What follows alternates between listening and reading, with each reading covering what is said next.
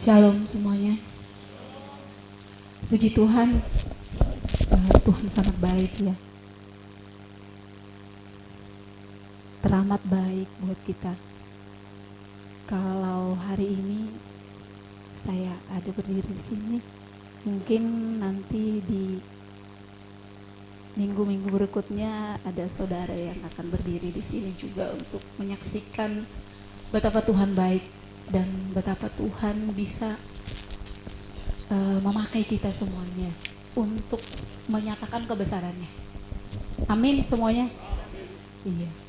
Jadi kita mengucap syukur kalau Meli ada berdiri di sini. Saya percaya kalian semua udah topang dalam doa ya. Udah topang dalam doa supaya benar-benar ada pesan Tuhan hari ini buat kita. Iya. Firman Tuhan hari ini judulnya membangun karakter Kristus dalam diri kita. Membangun karakter Kristus di dalam diri kita. Selama ini sudah banyak Tuhan berbicara kepada kita di chosen generation.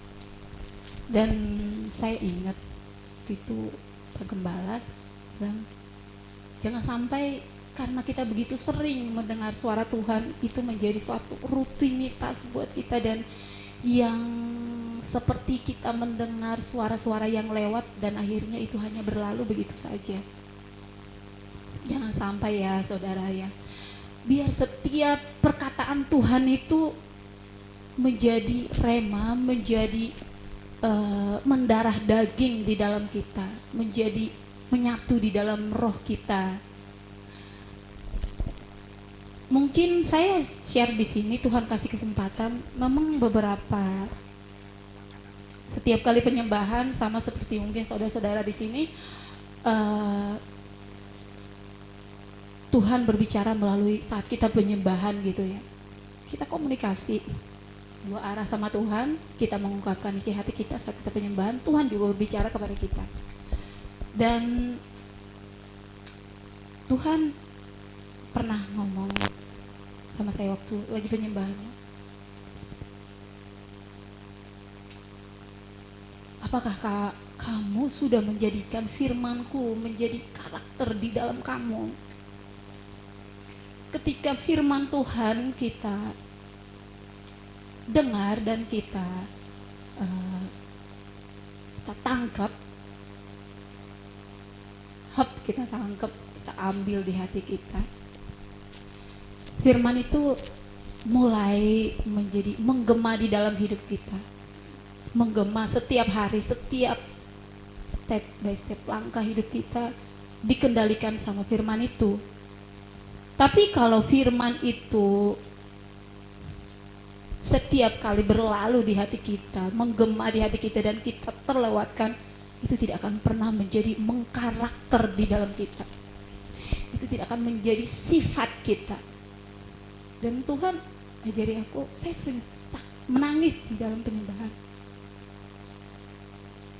Terutama saya ya sebagai ibu rumah tangga ya, berhadapan dengan anak, dengan suami, dengan masyarakat setiap hari itu banyak ya kamedia ya, Bu Rita. Ladangnya yang pertama itu adalah di rumah tangga kita sendiri. Anak kecil itu nggak bisa mengerti posisi kita. Kalau misalnya kita lagi mumet, kalau kita lagi banyak masalah, anak kecil nggak mengerti ya, nggak mengerti sama sekali gitu. Tapi firman Tuhan tetap nih di sini ngomong gitu loh. Meli, kendalikan emosimu. Meli, rangkul anakmu gitu. Ya, kita jemput sekolah ya. Saya aktivitasnya sehari-hari begitu. Tiba-tiba ngadu anak kita. Mami tadi Ados begini ini. Kita mau tantang dia, kenapa kamu begini gini. Kita langsung kayak menghakimi gitu.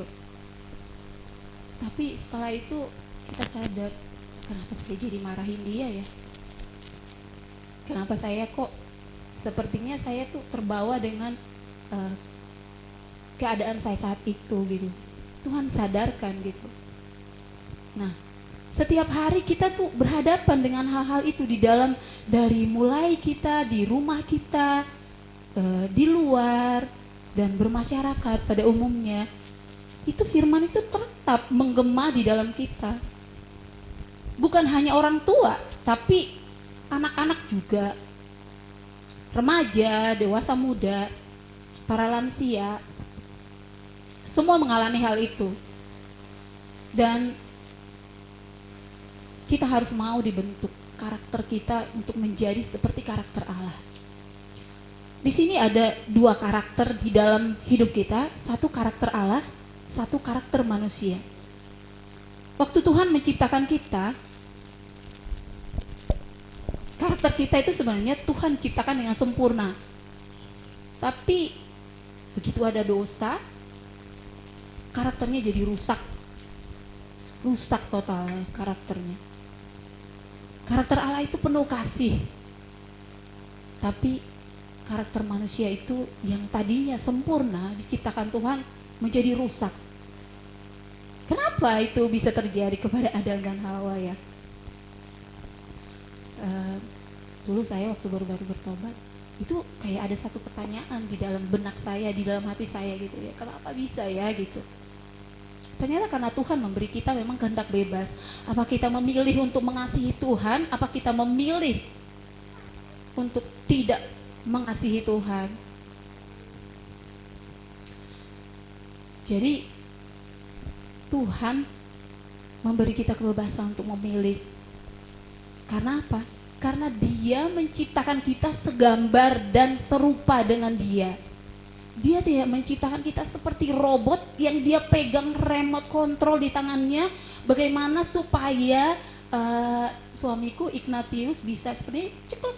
Itu tidak bisa. Allah tidak menciptakan kita seperti itu. Jelas Tuhan bilang, Allah menciptakan manusia itu segambar dan serupa dengan Allah. Iya. Jadi kita punya kebebasan. Kita menciptakan sesuatu bisa. Dan kita mungkin kalau kita merenungi hidup ini, apalagi sekarang zaman short ya, cerita pendek, banyak yang terbuai ya, nonton sampai berapa jam kadang ya, lihat-lihat, wih kagum loh kepintaran si ini, wih anak-anak remaja udah banyak yang begitu ya, sampai akhirnya lupa makan, sampai akhirnya lupa ini. Padahal sebenarnya yang kita kagumi itu apa? Itu semua adalah kepintaran, semua itu adalah hikmat dari Tuhan yang dinyatakan kepada setiap manusia, setiap pribadi. Tuhan bagi-bagi semua kehebatannya di dalam diri manusia. Dan akhirnya kita mengagumi ciptaannya, tanpa kegaguman kita itu kita kembalikan sama Tuhan. Bagaimana saudara? Kira-kira gimana Tuhan melihat kita seperti itu? Sedih kali ya.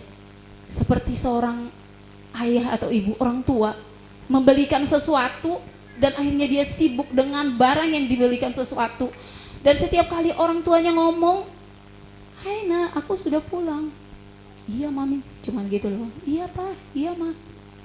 Gak ada lagi yang namanya dirangkul itu anak, orang tua. Gak ada lagi yang namanya komunikasi sama orang tua.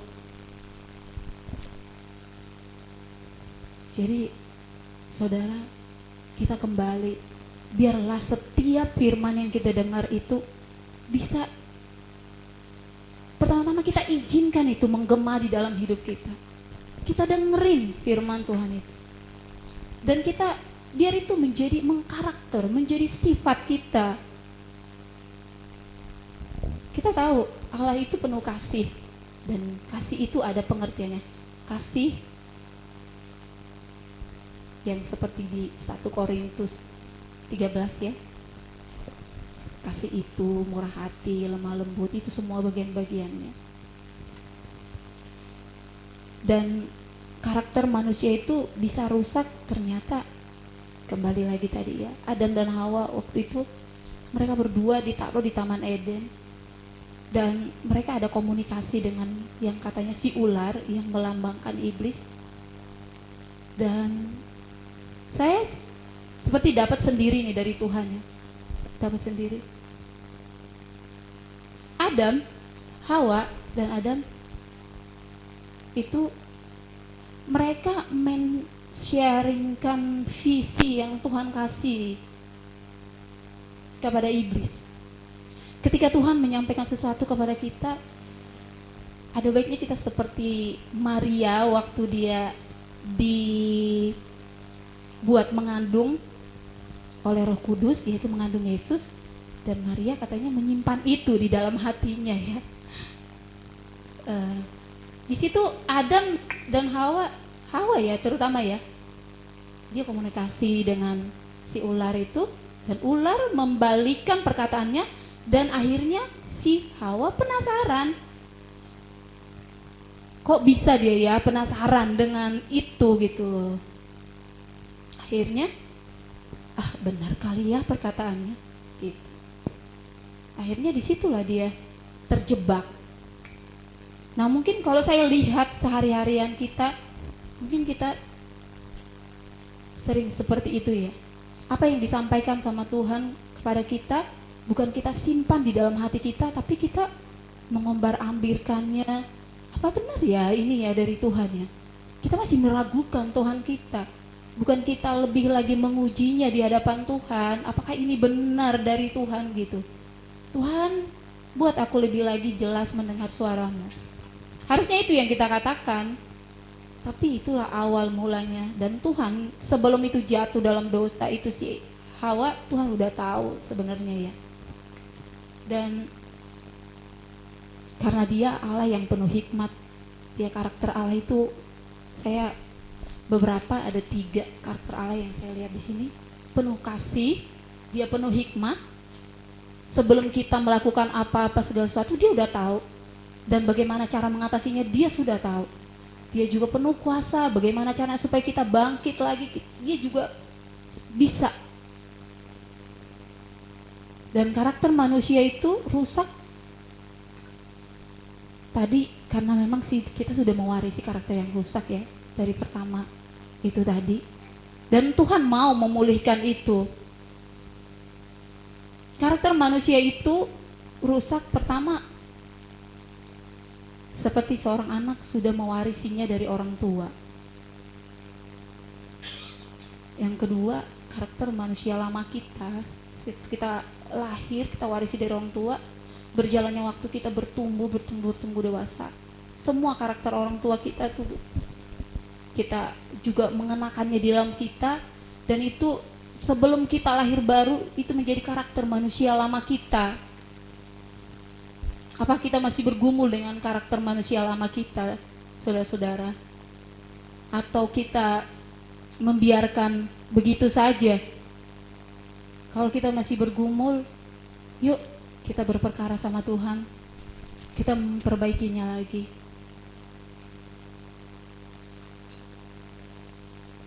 Saya sebenarnya kemarin ada Tuhan kasih tahu ya beberapa yang Tuhan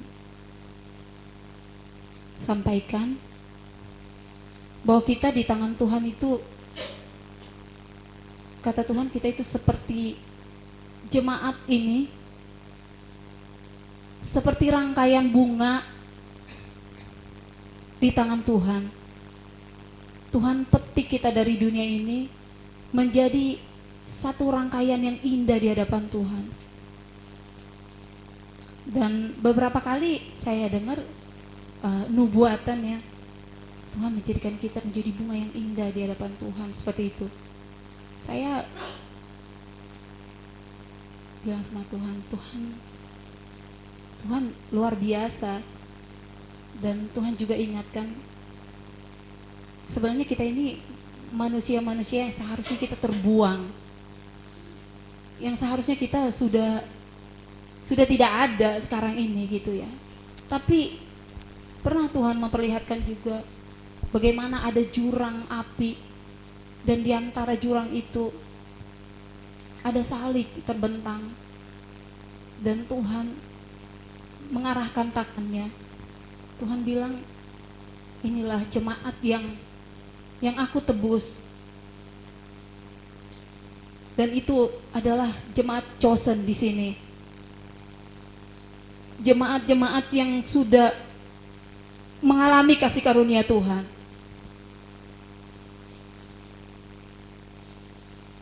Saudara, Tuhan begitu baik. Ketika kita menjadi punya masa lalu manusia lama, karakter kita di manusia, sewaktu kita masih manusia lama, semua itu dipengaruhi semua perbuatan kita, perilaku kita, cara berpikir kita, semuanya itu menjadi karakter kita saat kita bisa mewarisi itu dari orang tua kita.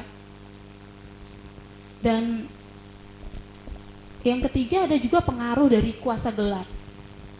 Ya, kalau misalnya keluarga kita pernah mewarisi kuasa gelap tanpa sepengetahuan kita atau melalui niat orang-orang yang tidak mengerti kebenaran, itu masuk ke dalam kita dan membuat kita menjadi mengkarakter di dalam satu sifat yang sangat mungkin kita sendiri mungkin nggak suka dengan hal itu, tapi kita jadi melakukan hal itu gitu. Kenapa sih saya jadi seperti ini gitu? Kenapa sih saya jadi suka malu, suka nggak berani mengatakan firman Tuhan? Kenapa sih saya cenderungnya pengen melakukan kenajisan? Kenapa sih saya cenderungnya ini? Ternyata itu semua ada pengaruh dari kuasa gelap juga. Karakter kita itu sudah dibentuk dari orang tua kita, dari manusia kita yang lama. Terus ada lagi pengaruh dari kuasa gelap. Nah, bagaimana untuk kita bisa berubah dari semua itu ya, supaya kita bisa menyatu dengan karakter Kristus, supaya karakter Kristus itu terbangun di dalam diri kita. Kalau bukan dengan cara kita setiap kali kita dengar firman Tuhan, kita tangkap firman Tuhan dan kita langsung pegang itu firman itu, kita lakukan dalam hidup kita. Walaupun mungkin itu sulit yang namanya untuk mengatakan tidak kepada dosa, kepada keinginan-keinginan kita. Tapi kalau misalnya kita punya niat, kita akan bisa dimampukan oleh Roh Kudus. Ya.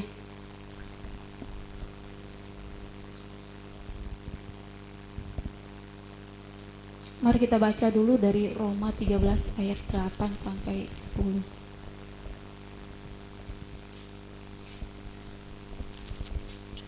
Roma 13 ayat 8. Janganlah kamu berhutang apa-apa kepada siapapun juga, tapi hendaklah kamu saling mengasihi, sebab barang siapa mengasihi sesamanya manusia, ia sudah memenuhi hukum Taurat. 8 sampai 10. Ayat 9, karena firman, jangan berzina, jangan membunuh, jangan mencuri, jangan mengingini, dan firman lain manapun juga, sudah tersimpul dalam firman ini, yaitu, kasihilah sesamamu manusia seperti dirimu sendiri. Sampai ayat 10. Ayat 10, kasih tidak berbuat jahat terhadap sesama manusia, karena itu kasih adalah kegenapan hukum Taurat. Iya. Jadi karakter Allah itu kasih ya. Bagaimana dia hanya menyatakan kasih. Kalau kita merenungkan Tuhan melahirkan kita itu di dalam kasih. Seperti orang tua melahirkan keturunan-keturunan atau seorang gembala dipercayakan menjadi orang tua yang melahirkan anak-anak rohani juga. Kita lahir dari kasih. Jadi seharusnya kasih Tuhan itu benar-benar murni di dalam kita untuk bisa melangkah sepenuhnya di dalam ketulusan, di dalam kasih Tuhan yang bisa mengendalikan seluruh hidup kita. Saat kita jatuh dalam dosa, kita ingat kasih Tuhan. Apapun itu perbuatan kita, bagaimana caranya? Waktu itu Tuhan seperti ingatkan ya, saya minta suami saya sebentar ke depan.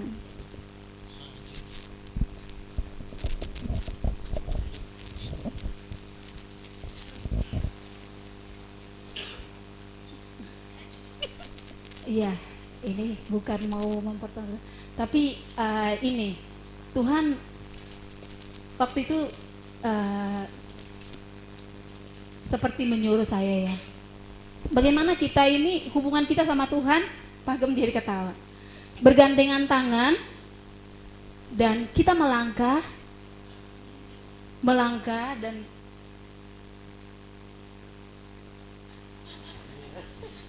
iya. Ini kita melangkah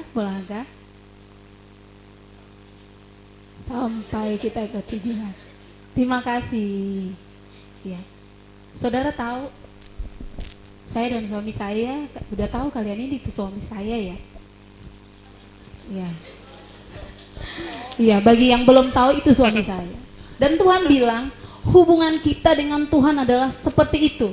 Seharusnya bergandeng tangan dengan Tuhan setiap hari, dan dunia akan melihat kita bahwa kita percaya diri bergandeng tangan sama Tuhan, mengenakan firman Tuhan setiap hari dalam hidup kita, kasih Tuhan setiap hari dalam hidup kita. Tadi kalian tahu nggak ada satu perkataan saya yang ngomong sama suami saya? Nggak ada yang tahu ya. Kira-kira ada yang bisa nebak nggak saya ngomong apa sama suami saya? I love you. Iya. Kata Pagem katanya makin gendut. Iyalah, keturunan gembala ya. Keturunan ilahi. Gak apa-apa. Itu berkat yang diwarisi sangat bagus. Ya. Jadi Tuhan bilang hubungan kita dengan Tuhan itu seperti suami istri. Di situ ada satu hal yang tidak diketahui oleh orang, bahwa kita tuh ada keintiman dengan Tuhan. Ada komunikasi kita dengan Tuhan yang sangat tidak diketahui oleh dunia, yang tidak perlu diketahui oleh siapapun, tapi kita melangkah dengan percaya diri dengan Tuhan. Anak-anak muda dengar. Saya bersyukur di sini anak-anak muda ada di sini ya. Karena banyak anak-anak muda yang pengen ibadah tuh di tempat yang sepertinya pesta gemerlap gitu ya, tapi pulang-pulang gak dapat apa-apa, cuman mau ngelirik kiri kanan ada cowok ganteng, ada cewek ganteng gitu kan. Ya, tapi di sini ada anak muda, kalian bersyukur firman Tuhan membentuk kalian sekarang ini sampai kalian itu bisa menjadi mengkarakter di dalam Tuhan. Bukan kasih dunia yang kalian tunjukkan kepada Tuhan, tapi kasih Tuhan itu ada di dalam kalian. Kalian bergandengan tangan terus sama Tuhan dan katakan kepada dunia, kasih yang aku miliki ini berbeda dengan kasih yang ada di dunia ini. Saya juga waktu Tuhan suruh praktekin seperti apa ya?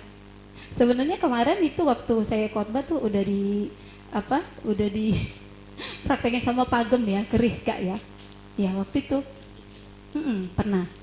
Jadi Tuhan ingatkan lagi. Itu suami saya, dan kalian tahu, dunia akan melihat kalian bahwa kalian ini milik Tuhan Yesus. Bahwa kalian mengkarakter seperti Tuhan Yesus, memiliki sifat seperti Tuhan Yesus, mendidik anak seperti Tuhan Yesus,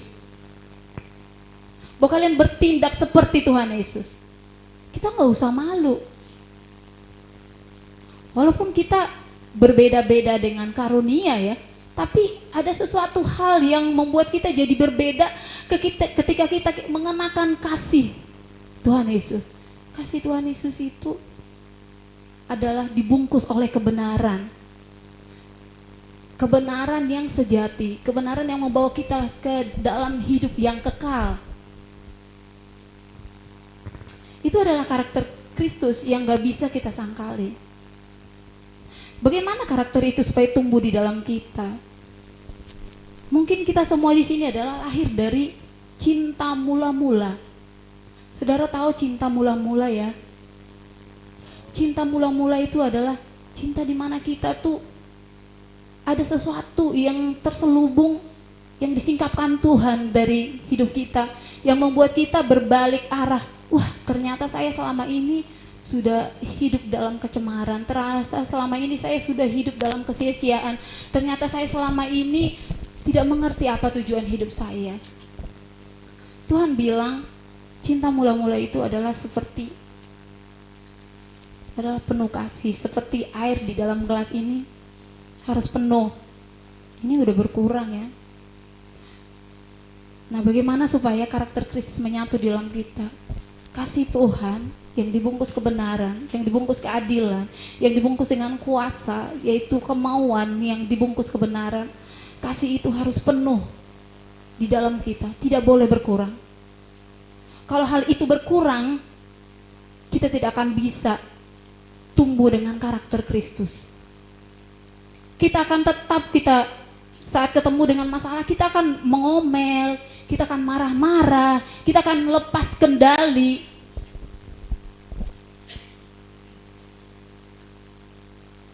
Ya, Tuhan bilang,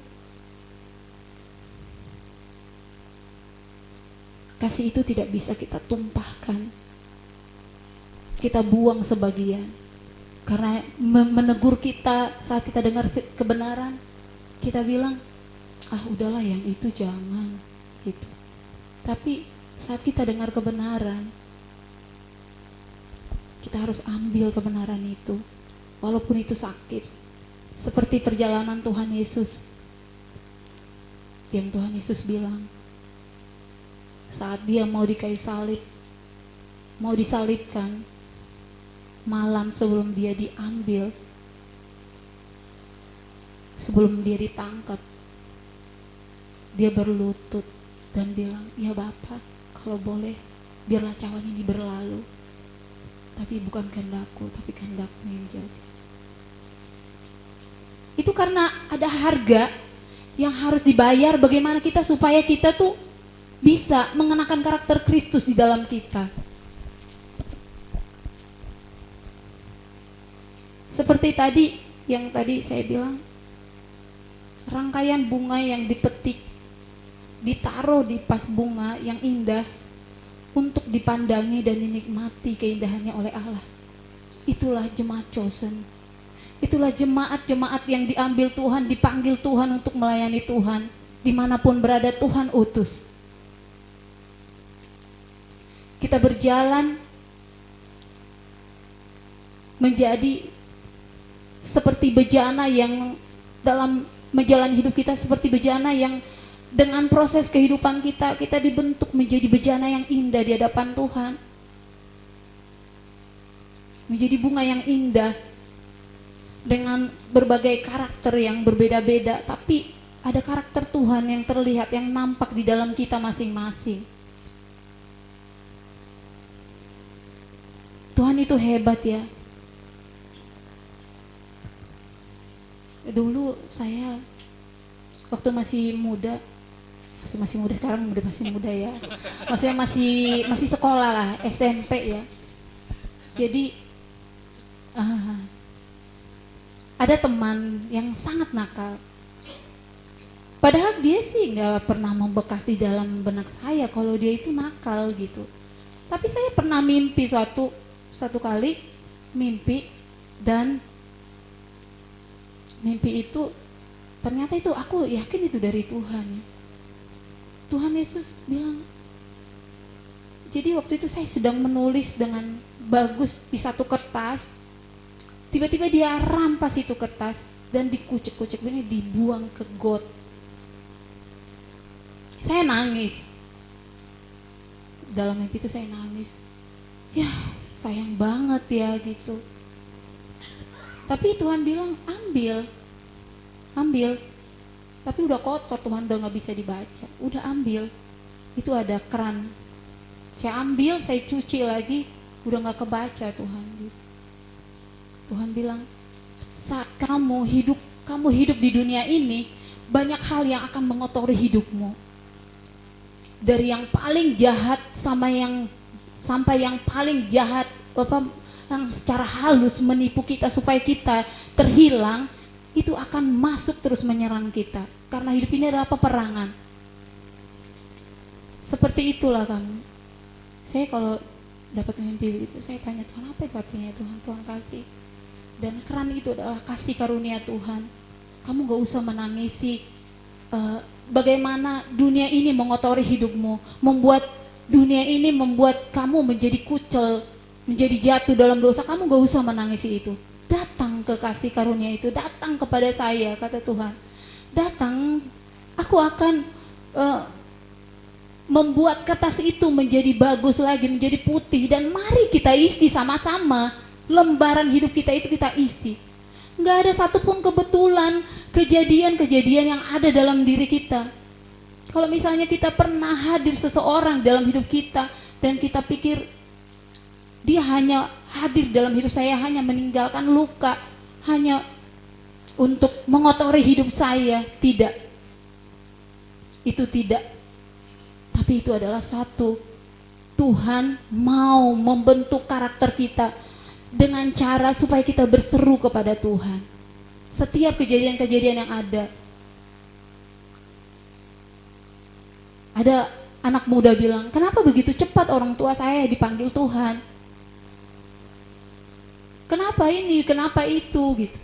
Tapi Tuhan hanya mau satu, nak sadar, aku bapakmu, aku orang tuamu yang sesungguhnya. Aku yang bisa memberikan kamu kekekalan, kata Tuhan. Dan di situ kita bisa mendapat terobosan dari Tuhan.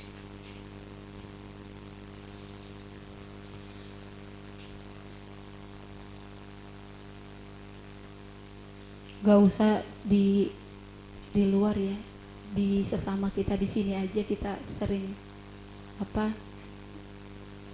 saling bergesekan satu dengan yang lain.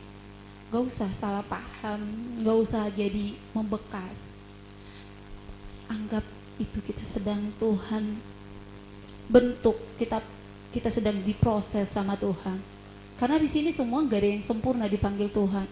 Semua kita di sini dipanggil Tuhan kita supaya kita bisa diperbaiki karakternya, supaya kita bisa diisi dengan hal-hal yang baik, dihiasi dengan caranya Tuhan, agar kita bisa membuktikan kepada dunia bahwa kita punya Allah yang memiliki kebaikan, yang memiliki kasih yang berbeda, memiliki kebaikan yang membawa kita kepada kehidupan yang kekal. Saudara, saya sangat bersyukur sebagai salah satu tebusan Tuhan ya. Waktu dulu saya melahirkan anak pertama, saya maunya normal, tapi Tuhan yang menentukan. Dan waktu selesai melahirkan, saya bilang sama Tuhan, saya doa, Tuhan sakit banget ya, bekas sesarnya, operasi gitu. Tuhan cuma nampakin itu wajahnya sama saya dengan ada mahkota duri di kepala. Dan saya nangis. Tuhan, begitulah Engkau melahirkan anak-anak-Mu, menebus anak-anak. Banyak kepahitan yang kita alami di dunia ini, banyak masalah yang kita alami di dunia ini, tapi tangan Tuhan terulur kepada kita. Belum berakhir, nak. Salibku sudah menjamin bahwa Engkau aku terima, bahwa Engkau aku bisa perbaiki, menjadi bejana, menjadi anak-anak yang mulia di hadapanku, menjadi anak-anak yang berharga di hadapanku. Saya di situ langsung, iya ya Tuhan, Tuhan melahirkan anak-anaknya di dunia ini dengan cara apa?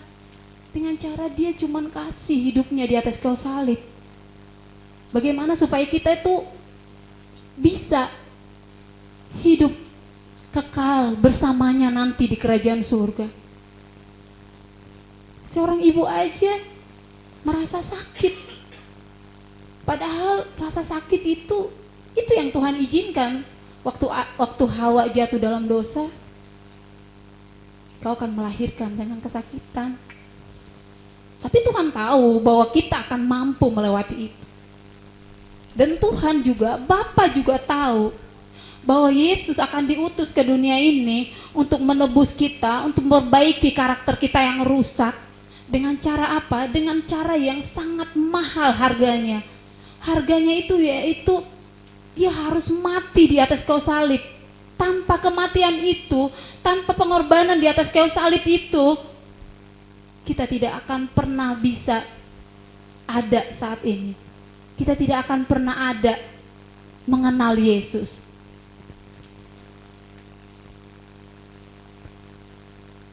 Hanya satu tujuan Tuhan, hanya satu tujuan Bapa mengutus Yesus, mau memperbaiki karakter kita yang rusak.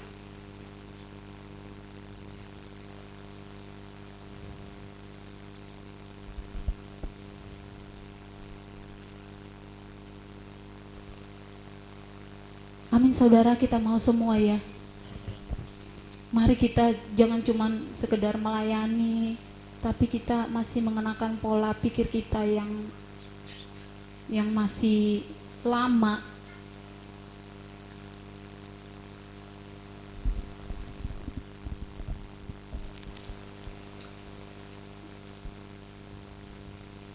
Mari kita baca dulu ya di Efesus 4 ayat 17. Bahwa karakter kita setelah lahir baru, yaitu kita mewarisi kasih Allah melalui orang tua kita. Melalui karya Roh Kudus, setelah kita menyadari dan mengizinkannya bekerja dengan leluasa, mengubah kita. Ya, Efesus 4. Efesus 4 ayat 17. Sebab itu kukatakan dan kutegaskan ini kepadamu di dalam Tuhan, jangan hidup lagi sama seperti orang-orang yang tidak mengenal Allah dengan pikirannya yang sia-sia. Ya, seterusnya. Ayat 18. Dan pengertiannya yang gelap, jauh dari hidup persekutuan dengan Allah, karena kebodohan yang ada di dalam mereka dan karena kedegilan hati mereka. Ya. Pengertian kita gelap waktu kita masih manusia lama. Tapi setelah kita udah lahir baru, banyak pencerahan-pencerahan yang Tuhan kasih buat kita. Tapi apakah pencerahan-pencerahan itu berguna, menerangi, mengubah hidup kita? Karena hanya kita yang bisa berkata kepada Tuhan, Tuhan, aku mau untuk Engkau ubah. Dengan kesadaran yang sesadar-sadarnya. Tapi kalau kita masih banyak membela diri kita, tapi Tuhan gak tahu kan keadaan saya seperti ini. Masa sih Tuhan gak tahu? Tuhan ngerti kan kenapa saya bisa kompromi seperti ini? Tuhan tidak bisa memaklumi karakter kita yang masih rusak, tapi Tuhan mau memperbaiki karakter kita yang masih rusak. Waktu kita masih manusia lama kita menjadi bodoh, tapi waktu kita sudah lahir baru, kita diterangi oleh kasih Tuhan. Karena Tuhan bilang, aku adalah terang hidup.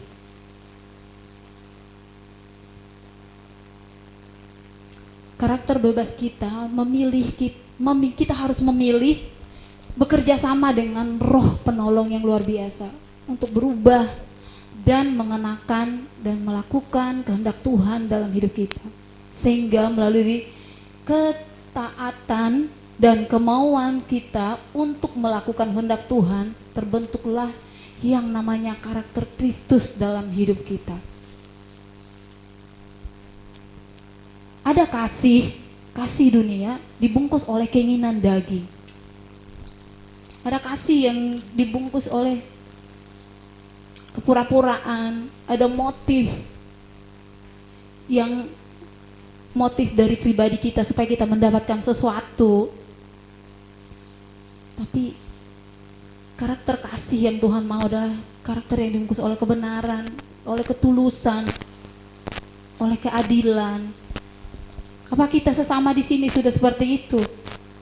Apa kita saya kan biasa ya, mungkin di sini kalian dengar saya kurang ini ya, atau menyampaikannya, tapi biar Roh Kudus yang bekerja untuk membuat semuanya bisa mengerti apa yang Tuhan mau pesankan, bahwa Tuhan mau kita benar-benar menyatu dengan karakter Kristus. Saya biasa menyampaikan firman Tuhan di anak-anak sekolah minggu. Anak-anak sekolah minggu bilang, Kak, kalau misalnya mati di neraka itu seperti apa sih? Karena apa? Karena mereka sering dengar gini, katanya mati tapi disiksa, yang benar yang mana gitu. Seperti yang sudah dijelaskan oleh banyak hamba Tuhan dan juga gembala kita, bahwa mati di situ artinya adalah terputus dengan Allah. Tidak ada persekutuan lagi dengan Allah. Tapi kekal dua-duanya, kekal di neraka, kekal juga di surga. Selamanya menangis, selamanya bahagia. Dan itu keduanya ada harga yang kita bayar. Apa kita bayar harga di api kekal, apa kita bayar harga di hidup kekal? Hidup kekal dengan siksaan, hidup kekal dengan sukacita.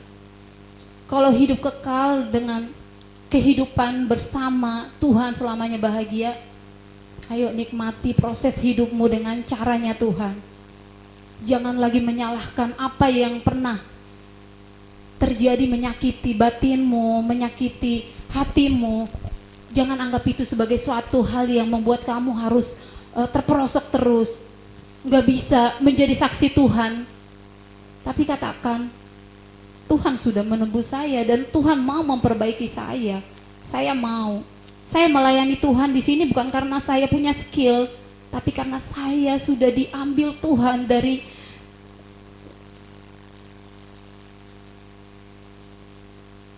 api, dari tebing api yang tadinya saya sudah mau jatuh, tapi Tuhan tarik saya. Dan Tuhan bilang, ayo main musik, saya akan memperbaiki karaktermu. Ayo Meli berdiri di situ, belajar untuk ngomong, nyatain kebenaranku. Ayo belajar pegang itu, semuanya itu sama, mendapat upah di hadapanku. Tapi dengan cara ini aku akan membentuk karaktermu, tahap demi tahap. Tuhan menyadarkan saya ya saudara, harga yang kita bayar untuk hidup yang kekal itu karakter kita yang kita bawa. Saat kita sudah dipanggil Tuhan, apakah kekayaan kita? Tidak. Apakah kecantikan kita? Tidak juga. Karena kita dari debu. So, masuk ke liang kubur. Seperti yang Pak Gem bilang, karena dia memiliki kekayaan seluruh dunia ini, saat dia mati, bawa kekayaannya? Tidak. Tapi mari kita bayar harga untuk hidup yang kekal. Caranya gimana?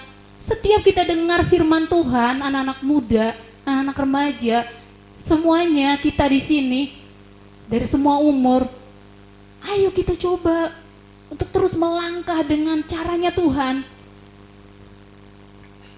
Jangan kita memandang muka, jangan kita memandang bulu, jangan kita memandang dia siapa, tapi kita memandang dengan cara kasih Tuhan, memandang dengan ketulusan. Kalau Bu Wati memandang saya dengan ketulusan, dengan kasih, Media melihat saya dengan ketulusan, dengan kasih, Arti melihat saya dengan kebenaran Tuhan, Bu Maya melihat saya kebenaran dengan Tuhan, Pak Barse melihat saya dengan caranya Tuhan. Dan kita semua di sini yang cuman beberapa dibanding dengan gereja besar yang di sana mungkin ya, kita akan bergandeng tangan katakan kepada Tuhan, ini kami Tuhan, kami yang telah ditebus. Kami akan nyatakan bahwa Tuhan kami itu Tuhan yang benar, Tuhan yang hidup, Tuhan yang memberi kami hidup, hidup selamanya bahagia nanti di surga. Karena memang di dunia ini nggak bakalan bisa kita melihat hal itu. Saya pernah, Tuhan ngomong begini pas lagi penyembahan,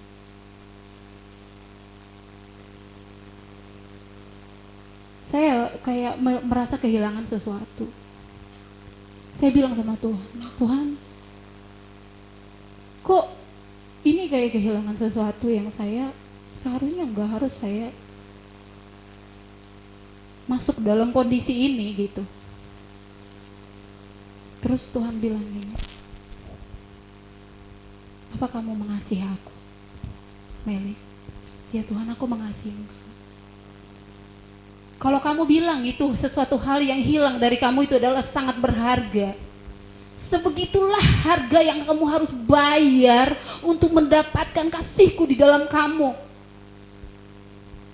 Apa yang kalian merasa pikir hilang dari kalian? Ada nggak sesuatu yang kalian pikir, Tuhan kenapa itu harus hilang Tuhan? Kenapa dia harus meninggalkan saya? Kenapa Tuhan harus dia seperti ini? Tuhan bilang harganya, itu harga yang harus kamu bayar. Anakku, kamu harus bayar itu. Itu belum seberapa dengan caraku membayar kamu supaya kamu bisa ke hidup yang kekal itu. Aku mati di atas kayu salib loh untuk kamu. Nyawaku taruhannya. Ini baru kamu kehilangan mobil, baru kamu kehilangan uang bermiliar. Itu supaya kamu datang kepadaku, anakku. Belum seberapa itu harganya. Baru kamu kehilangan sepatu, baru kehilangan baju, baru kehilangan perhiasan, baru kehilangan motor kemarin. Pagem ya. Kehilangan maksudnya dipersembahkan untuk tuh. Tapi nggak apa-apa. Kalau kita Tuhan suruh kita jual ini, berikan supaya bisa kita membayar gereja, gak apa-apa. Tuhan senang kalau itu Tuhan yang suruh ya. Tapi kalau kita untuk cari muka, untuk kita menguji Tuhan, enggak. Asal berangkat itu dari kasih yang tulus, kasih yang benar, itu akan membuat kita, menghantar kita kepada kemauan Tuhan, perkenanan Tuhan. Mahal ya harganya untuk Tuhan ya. Jadi kalau misalnya kita ingat waktu ada yang khotbah Petrus ya atau siapa tuh, saat dia memberitakan firman katanya banyak yang mengundurkan diri. Itu karena apa? Karena ada anak-anak Tuhan, orang-orang yang mau mengikut Tuhan dengan cara maunya sendiri, tanpa mau bayar harga, tanpa mau menyalipkan harga dirinya, tanpa mau membuang semua egonya.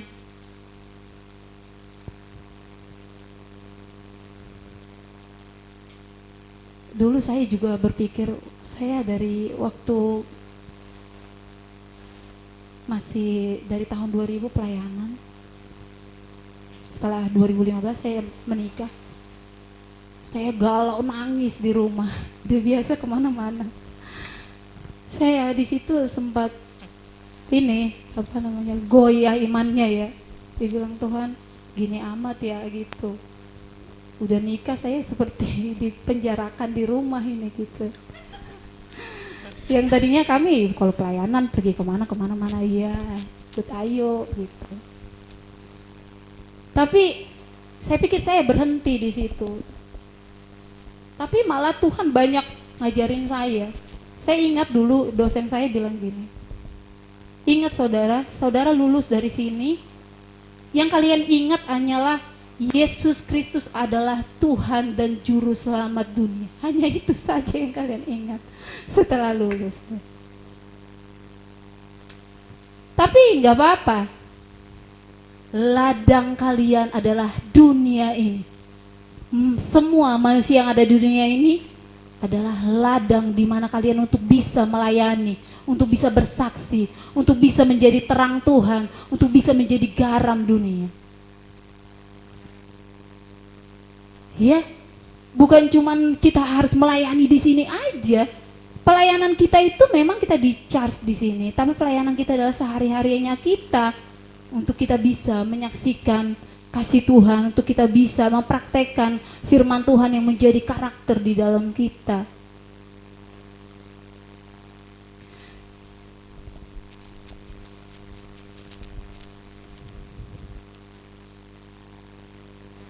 Kemarin Minggu Tuhan bilang gini, yang buat saya menangis juga. Tuhan pernah menyesal menjadikan manusia.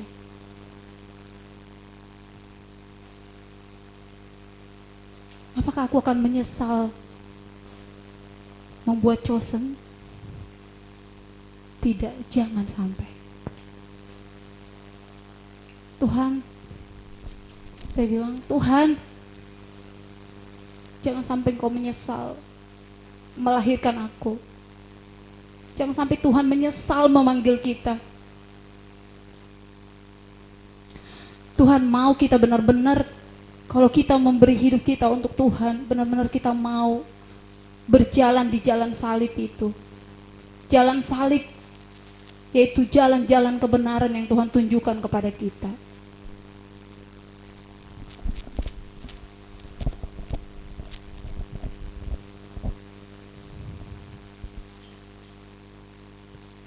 Coba kita baca dari 1 Korintus 16 ayat 19.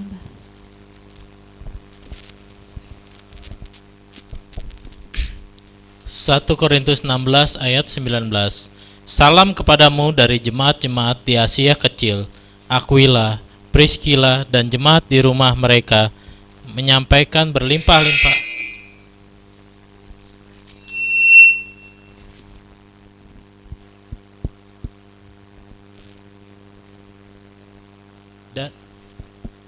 dan jemaat di rumah mereka menyampaikan berlimpah-limpah salam kepadamu.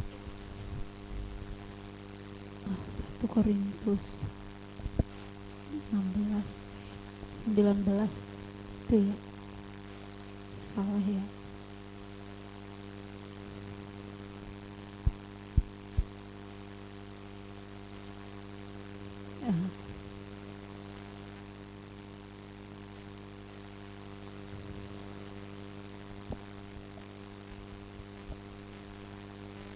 Oke.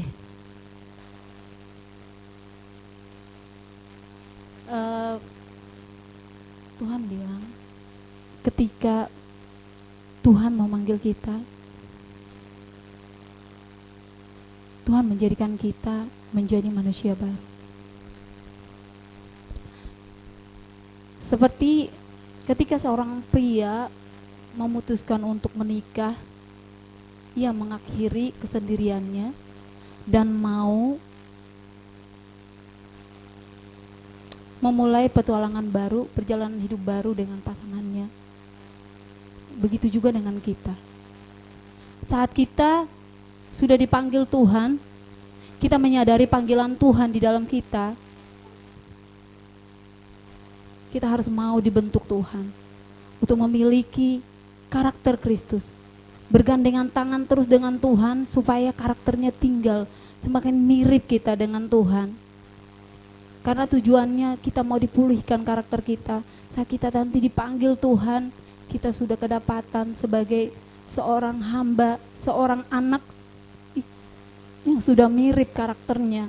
Hanya itu yang kita bawa pulang nanti ke rumah kita yang kekal. Dan kita di sini seperti Tuhan, seperti Bapa mengutus Yesus, Tuhan mengutus kita di sini karena kita sudah dipanggil, diperbaiki semua karakter kita.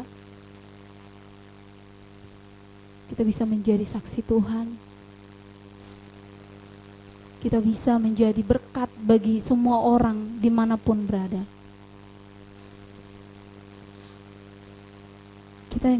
Jangan lagi kita menangisi manusia lama kita.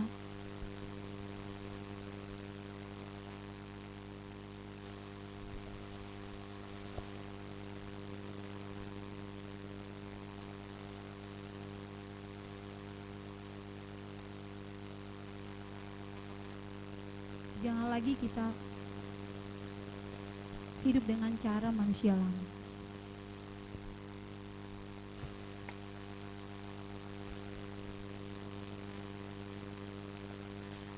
Waktu zaman Nuh, dulu Allah sempat menyesal ya, karena melihat manusia itu katanya begitu jahat dan rusak. Coba kita lihat dari Kejadian 6 ayat 6 sampai 7.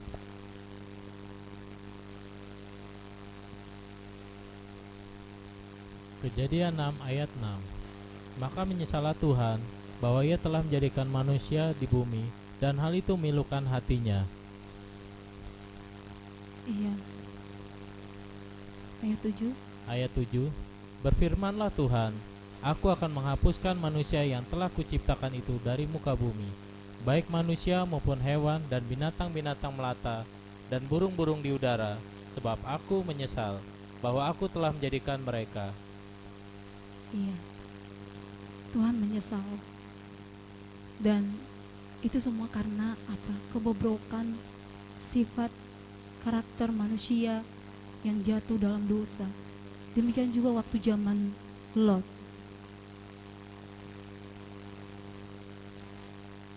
Tuhan juga menyesal melihat bahwa negeri itu semuanya sudah rusak karakternya.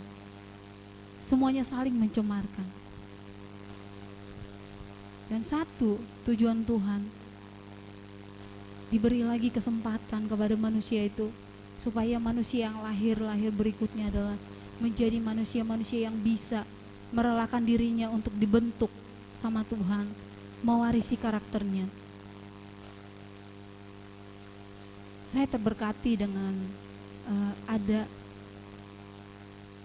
melalui kisah kehidupannya Yakub waktu dia menikahi Lea. Waktu itu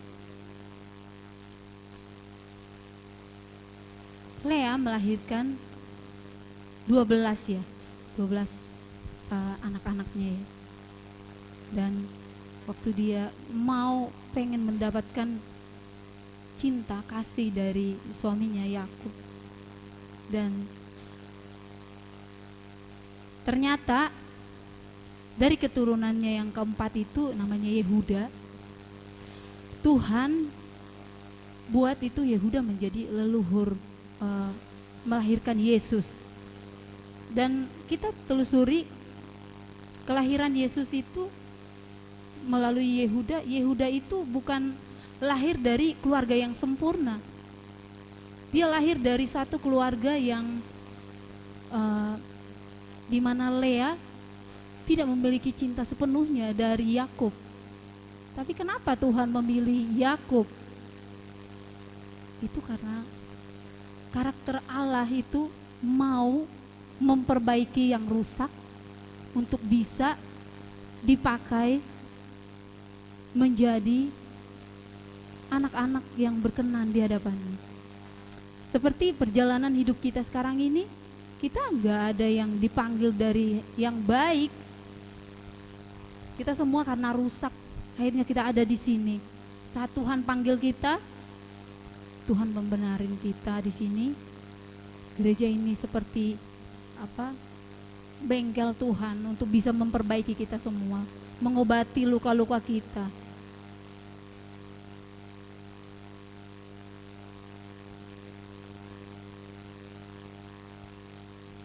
Tadi waktu penyembahan, Tuhan teguhkan melalui yang buah ya, tetaplah tinggal di dalam aku.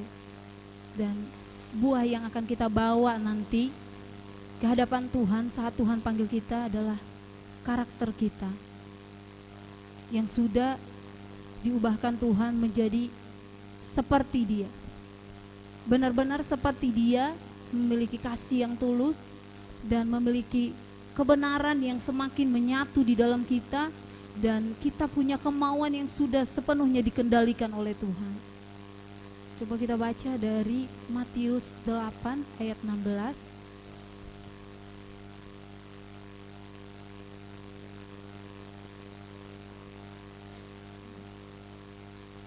Ayat 16 sampai 20.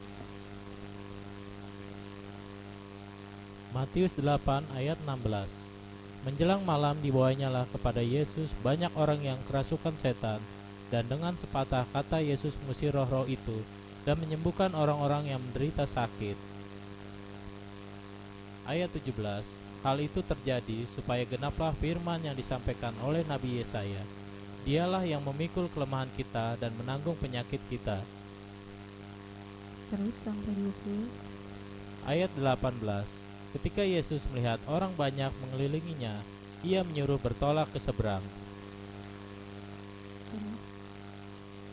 Ayat 19. Lalu datanglah seorang ahli Taurat dan berkata kepadanya, "Guru, aku akan mengikut engkau kemana saja engkau pergi." Ayat 20. Yesus berkata kepadanya, "Serigala mempunyai liang dan burung punya sarang, tapi anak manusia tidak punya tempat untuk meletakkan kepalanya." Iya. Kalau Tuhan di dunia ini berkata seperti itu, kita juga di dunia ini semuanya dibentuk Tuhan supaya kita tahu bahwa kita di dunia ini hanya sementara. Tuhan mempersiapkan kita untuk menempati rumah yang kekal di kerajaannya. Dengan cara proses kehidupan yang kita jalanin ini, Tuhan pakai untuk memproses kita menjadi sempurna seperti Dia. Di mana kehidupan Yesus menjadi nyata di dalam kita. Tuhan pernah juga ngomong melalui nubuatannya, kalau kamu tidak mematikan semua kedaginganmu, kehidupanmu, bagaimana aku bisa hidup di dalam engkau, kata Tuhan. Dan itu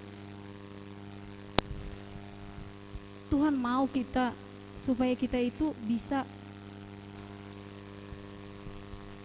benar-benar menyatu dengan perasaan dan keinginan Tuhan,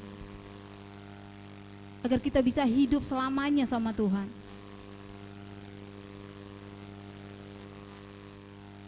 Dalam kehidupan sehari-hari kita sering berhadapan dengan hal-hal yang tidak kita inginkan, dan itu Tuhan pakai untuk bisa membentuk karakter kita, untuk kita bisa melihat bagaimana Tuhan bisa berkarya melalui kesulitan-kesulitan yang kita hadapi.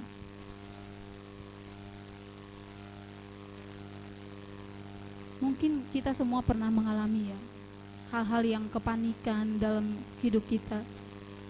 Serasa semuanya sudah tidak bisa kita kendalikan. Kita bilang, Tuhan, waduh gimana ini gitu. Serasa semua emosi mau ditumpahkan, amarah mau ditumpahkan, semua kebisaan kita mau tumpahkan gitu. Tapi di saat itu sebenarnya Tuhan mau kita diam dan kita angkat tangan, Tuhan gimana caranya? Dan di saat itu nanti kita akan bisa mendengar suara Tuhan, bagaimana untuk kita bisa menjalani yang berikutnya. Terkadang kita udah jadi putus asa ya, hampir putus asa. Tapi ada Roh Kudus di dalam kita yang mengingatkan kita. Kalau kehidupan kita di dunia ini memang tidak bisa kita kendalikan. Karena Tuhan menciptakan kita dengan keterbatasan kita sebagai manusia, dengan tadi sudah berangkat dari manusia yang sudah jatuh dalam dosa, tapi tetap kita dalam lingkup kasih Tuhan. Ada tangan Tuhan yang selalu akan menuntun kita, menggandeng kita. Iya, tadi waktu saya bergandengan tangan dengan suami, saya cuma bilang tadi, saya nggak kasih tahu ya. Mereka semua melihat kita. Itu aja sih tadi ya. Hari ini saya kasih tahu ya. Iya. Jadi ya kita begitu di hadapan Tuhan tuh, kisah-kisah hidup kita itu, perjalanan hidup kita itu terkadang hanya Tuhan yang bisa mengerti. Gak ada yang bisa mengerti. istri, suami, anak, mantu, cucu, gak ada yang bisa mengerti. Tapi dengan cara itu Tuhan membentuk bagaimana kita, pola pikir kita untuk mengendalikan semuanya dengan caranya Tuhan, supaya kita bisa menjadi seperti Tuhan, nanti kelak dipermuliakan sama Tuhan dengan cara yang tadi. Ayo bayar harga supaya kita bisa hidup kekal bersama Dia. Mungkin kita semua udah tahu yang di Yohanes 17 1 ayat 1 sampai 26 ya. Coba kita buka sebentar.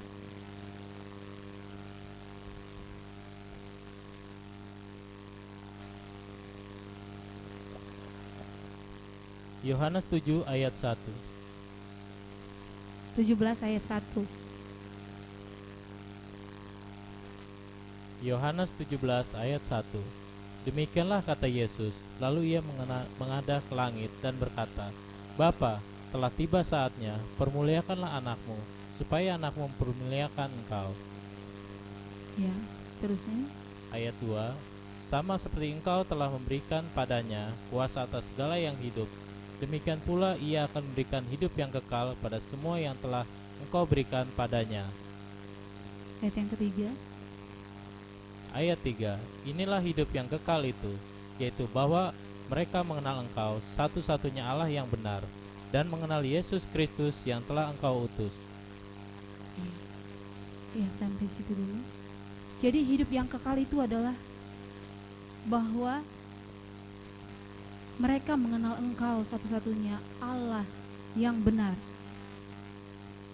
Jadi kalau kita mengenal Allah yang benar itu adalah hidup yang kekal buat kita. Gimana caranya untuk kita hidup masuk ke dalam hidup yang kekal? Memiliki persekutuan yang indah, yang rutin, yang berkesinambungan dengan Allah. Mengenal Dia satu-satunya Allah yang benar. Kita udah gak goyah lagi. Kita udah gak pengen lagi untuk saya pengen mengenal Allah yang seperti ini. Kita tidak lagi mempertuhankan keinginan kita, kemauan kita. Tapi inilah hidup yang kekal itu, bahwa mereka mengenal engkau satu-satunya Allah yang benar, dan mengenal Yesus Kristus yang telah engkau utus. Itulah intinya hidup yang kekal. Dan bagaimana caranya kita supaya kita bisa mempermuliakan Tuhan dalam hidup kita? Itu dengan cara di ayat yang 4 kita baca. Yohanes 17 ayat 4. Aku telah mempermuliakan engkau di bumi dengan jalan menyelesaikan pekerjaan yang engkau berikan padaku untuk melakukannya. Iya. Caranya kita untuk mempermuliakan Tuhan yaitu dengan jalan menyelesaikan pekerjaan yang engkau berikan kepadaku untuk melakukannya. Apa itu pekerjaan yang diberikan Tuhan kepada kita? Hidup sama seperti Yesus hidup, berjalan di jalan-jalan salib Tuhan. Itu hidup yang kekal. Ya dengan cara apa? Yang tadi, supaya kita hidup yang kekal itu adalah mengenal Allah satu-satunya, bahwa hanya Dia satu-satunya yang membentuk hidup kita, yang menggerakkan hidup kita. Bukan lagi karena supaya anak-anak saya sehat, supaya saya sehat, saya harus menyembah Tuhan. Supaya saya diberkati, saya menyembah Tuhan. Tapi karena saya tahu bahwa Dia adalah Allah satu-satunya kehidupanku. Dia adalah Allah satu-satunya yang membuat saya ada di dunia ini untuk berjalan di jalan-jalan Tuhan. Itu tadi, gimana kita mau bisa berjalan sama Tuhan kalau kita nggak bangun itu setiap hari persekutuan kita dengan Tuhan, setiap firman yang ditabur oleh gembala, oleh hamba-hamba Tuhan yang kita dengar melalui hal apapun, firman itu kita ambil, kita lakukan, sehingga kita bisa mempermuliakan Tuhan. Dengan cara apa? Dengan cara tadi melakukan semua apa yang Tuhan mau untuk kita lakukan. Walaupun kita disakiti, Tuhan bilang ampuni. Walaupun keadaan kita sepertinya pahit, mengucap syukur. Tuhan bilang, Pernah satu kali ada pengalaman seorang bilang gini, dia disakiti seperti disakiti oleh saudara-saudaranya. Tapi Tuhan bilang sama dia, apakah kamu melihat saudaramu itu dengan kamu berdiri sebagai hakim? Dipertanyakan kepada orang yang disakitinya. Dia bilang, ya Tuhan, saya emang sakit karena dia menyakiti hati saya. Tapi Tuhan bilang, tidak, kamu harus memandang dia sebagai objek kasih, bukan seorang yang kamu bukan hakim. Yang hakim yang benar adalah Tuhan. Saat kita disakiti, bukan kita berubah posisi jadi kita jadi hakim, tidak. Tapi saat kita disakiti, kita harus tetap melihat dia sebagai objek kasih yang harus kita menyalurkan kasih. Kemarin dengan anak-anak sekolah minggu pernah bilang, oh dia menyakiti saya Kak, dia memukul saya harus pukul dia juga. Saya bilang gini, Tuhan bilang apa? Janganlah membalas kejahatan dengan kejahatan, tapi kalahkanlah kejahatan dengan kebaikan. Kalau kamu membalas kejahatan dengan kejahatan, bagaimana kamu bisa untuk membuat dia bertobat? Iya kan? Panggilan kita semua di sini adalah untuk kita saling mempertobatkan, untuk kita bisa saling membangun. Dimanapun semua anak-anak Tuhan diutus Tuhan untuk kita bisa saling membangun satu dengan yang lain. Oh iya, karakter kamu belum seperti ini. Ada si A bilang, oh iya kamu belum bisa maafkan dia, belum bisa merangkul dia. Dan di situ Tuhan bilang, bagaimanapun kamu sesama manusia, jangan pernah menjadi hakim bagi sesamanya. Tapi biarlah kita berdiri di hadapan sesama kita yang berbuat salah, yang seperti apapun sikapnya kepada kita, kita tetap berdiri sebagai orang yang mengasihi sesama kita, bagaimanapun itu. Karena dengan cara itu kita akan bisa mempermuliakan Tuhan. Kita bisa menyelesaikan pekerjaan Tuhan dalam hidup kita. Banyak hal yang sudah Tuhan bicarakan kepada kita melalui nubuatan, melalui mungkin melalui teman atau melalui siapapun. Ayo kita engah. Kalau kita harus berubah, Tuhan mau kita muncul seperti emas yang indah di hadapan Tuhan.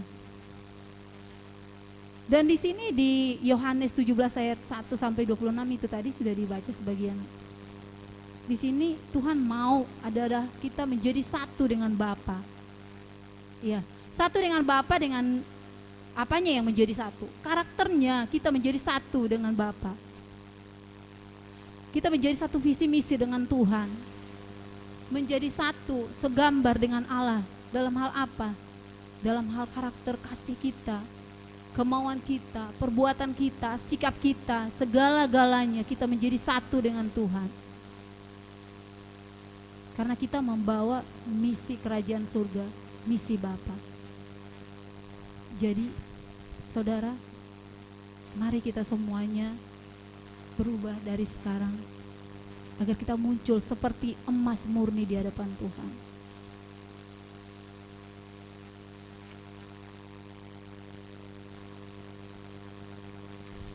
Coba kita baca dari Matius 24 ayat 46.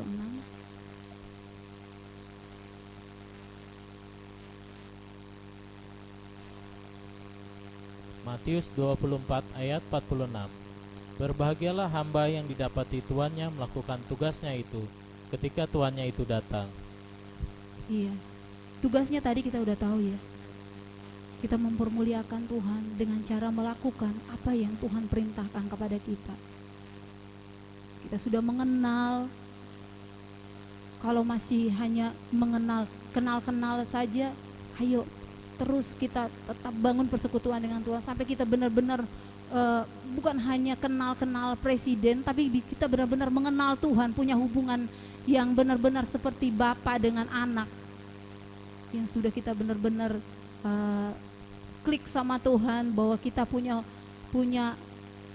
hubungan yang benar-benar kita itu menyadari bahwa kita itu memang sama Tuhan itu kita miliknya dan Dia milik kita gitu. Melakukan tugasnya. Kalau Tuhan datang kali kedua, Dia melihat kita. Satu dunia katanya nanti kan akan ada kesukaran, akan ada manusia akan menjadi bobrok. Tapi saat Tuhan datang, di saat-saat seperti itu yang sangat rusak semuanya, Dia melihat kita tetap dalam kasih yang tulus. Dia melihat kita tetap dalam karakter yang Tuhan titipkan supaya kita berubah. Kita tidak dicemarkan dengan situasi-situasi zaman yang semakin susah, dengan keadaan masalah yang semakin berat. Kita tetap mempertahankan karakter Tuhan dalam kita. Tuhan bilang apa? Berbahagialah hamba yang didapati Tuhan yang melakukan tugasnya. Karena tugas kita apa tadi? Itu tadi tugas kita tuh melakukan apa yang Tuhan mau, yaitu berubah. Bukan untuk kita supaya melihat seseorang itu dengan cara, oh dia makin diberkati, hartanya makin bertambah, dia makin diberkati, dia semakin ini itu segala macam dengan standar-standar dunia. Tapi tidak, dia banyak berubah, kasihnya tulus, kuasanya, kemauannya dipakai untuk mengasihi Tuhan, untuk memberkati sesamanya. Seperti itu ya. Satu lagi 1 Petrus 3 ayat 12.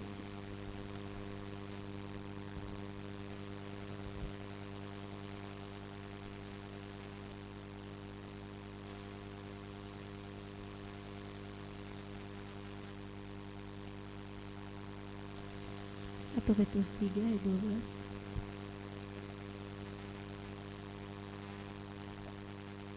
Satu Petrus 3 ayat 12.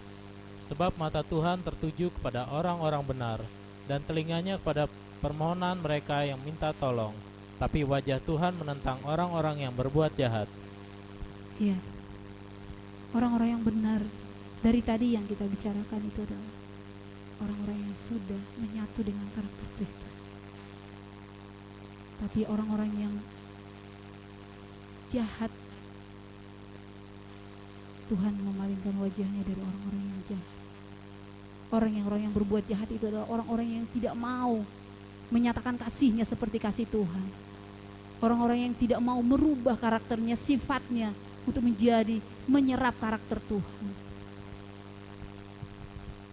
Saya yakin kalau pertanyaan ini Tuhan bilang, apakah Tuhan mau terus melihat kita, mata Tuhan tertuju kepada kita, saudara-saudara? Amin ya. Kita mau.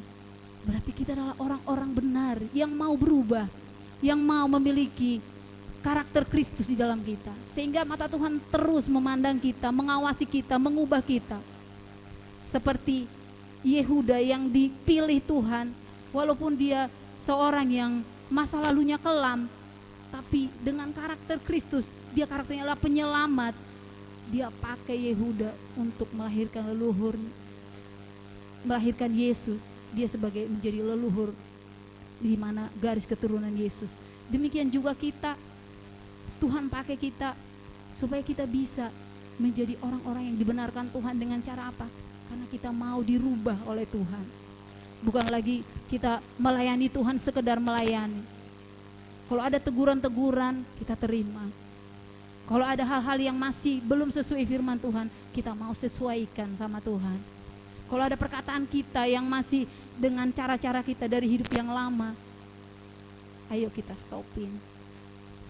Kadang-kadang kita pikir, nggak apa-apalah, orang-orang juga menyebut hal itu. Tidak.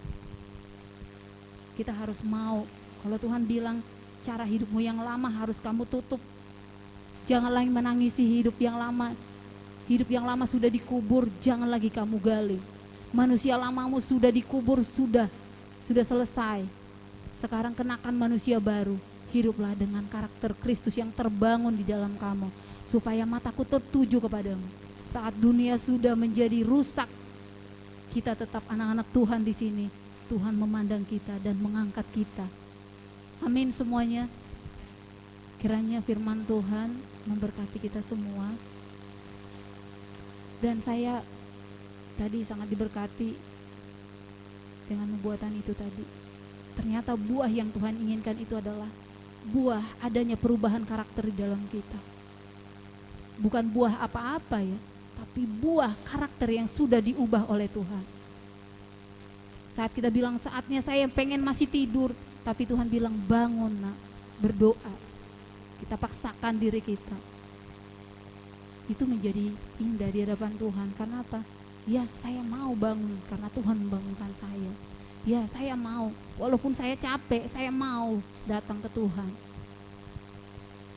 Iya, kayak Bu Gembala pernah bilang, dari hari Senin sampai Sabtu Tuhan kasih kita kerja, mengumpulkan harta, kehidupan kita. Di hari Minggu, kita masih tawar-menawar dengan Tuhan. Betapa kita pelit sama Tuhan sebenarnya dengan hal waktu aja ya. Iya. Terkadang suami saya juga ngomong gitu, waktunya istirahat sebenarnya gitu. Tapi puji Tuhan, Tuhan udah mengubah dia. Tuhan mengubah dia, ya ini waktunya untuk Tuhan. Ayo kita sama-sama berangkat untuk Tuhan. Gitu. Kita semua di sini ada harga memang yang harus dibayar. Dia jadi kehilangan waktu untuk istirahat. Kita juga semua ada kehilangan-kehilangan yang kita anggap masih harus kita miliki tapi tidak kita miliki lagi. Tapi itu harga yang Tuhan mau, dan harga itu menjadi indah di hadapan Tuhan kita ketika kita mau membayar harga itu. Yuk kita bayar harganya lagi ya, supaya kita seperti Tuhan mau berjalan di jalan salib itu. Mungkin sampai kita ke Bukit Tengkorak, di mana cuman antara Tuhan tergantung di langit. Cuman antara kita dengan Tuhan proses itu terjadi. Tapi enggak apa-apa, Tuhan dipermuliakan melalui salib kita. Salib kita itu adalah indah di mata Tuhan. Berjalan di salib itu indah di mata Tuhan. Tapi di mata dunia itu adalah kesedihan. Tapi nggak apa-apa. Karakter kita dibentuk di situ. Ketika Tuhan datang, Meli sudah ada berubah. Jemaat Chosen sudah berubah. Bukan melayani sekedar melayani lagi, tapi ada yang berubah. Saat mempersiapkan lagu untuk penyembahan, tanya Tuhan, bukan tanya manusia. Saat kita mau melayani Tuhan, ada tawaran yang lain yang lebih menggiurkan. Kita lepasin. Jangan. Kita harus mau. Tuhan mau di step ini, ya udah kita di step ini. Ya. Pokoknya apa yang Tuhan mau akan membuat kita mengkarakter seperti yang Tuhan mau. Mari kita berdoa semuanya, kiranya menjadi berkat buat kita.